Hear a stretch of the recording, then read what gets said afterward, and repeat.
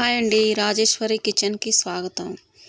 ఈరోజు నేను ఎర్ర కందిపప్పుతో పాలకూర పప్పు చేస్తున్నానండి. ఒక చిన్న గ్లాసు ఎర్ర కందిపప్పు కుక్కర్లో వేసి కడిగి పెట్టుకోవాలండి. తర్వాత పాలకూర అంతా క్లీన్ చేసుకొని పాలకూర 4 పచ్చిమిర్చి, ఒక టమాటా, ఉల్లిపాయ కడిగి ముక్కలు కట్ చేసుకోవాలి. ఇదిగోండి పాలకూర అంతా కట్ చేసి పెట్టేశాను. పప్పు కడిగి పెట్టుకున్నాక కట్ చేసి పెట్టుకున్న ఉల్లిపాయలు, టమాటా, పచ్చిమిర్చి ముక్కలు వేస్తున్నానండి కుక్కర్లో.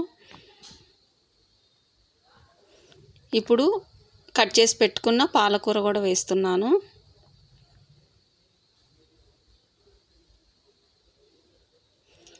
ఇందులోకి ఒక 1/2 స్పూన్ పసుపు వేస్తున్నాను.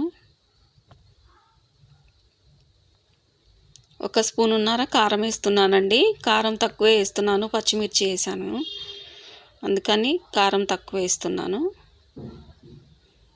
ఇప్పుడు మూత పెట్టి స్టవ్ వెలిగించి ఒక 3 విజిల్స్ వచ్చేంత వరకు పప్పు ఉడికించుకోవాలండి. పప్పు ఉడికిందండి. ఇప్పుడు స్టవ్ వెలిగించి ఒక బౌల్ పెట్టాను పొయ్యి మీద. ఇదిగోండి పప్పు ఉడికిపోయింది. ఇందులోకి 1 స్పూన్ సాల్ట్ వేసి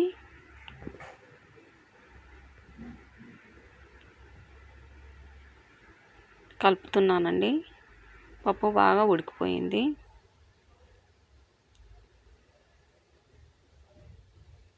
ఇప్పుడు పోపుకి వేసుకోవడానికి ఒక బౌల్ పెట్టానండి. అందులో కొద్దిగా ఆయిల్ వేస్తున్నాను.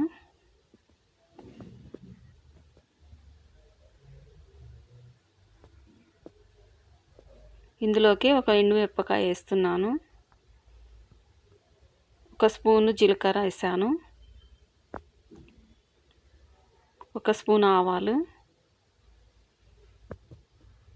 2 వెల్లుల్లి రెబ్బలు చితగ్గొట్టి వేసానండి.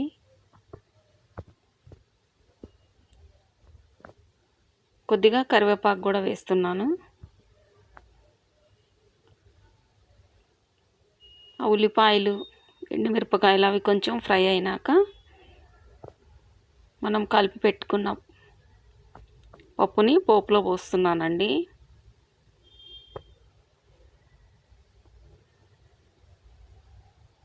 ఎర్ర కందిపప్పు పాలకూర పప్పు రెడీ అయిపోయిందండి. వేడివేడి పాలకూర పప్పు రెడీ అయిపోయిందండి. ఇప్పుడు స్టవ్ ఆఫ్ చేస్తున్నాను. మీరు కూడా ట్రై చేయండి. Thanks for watching.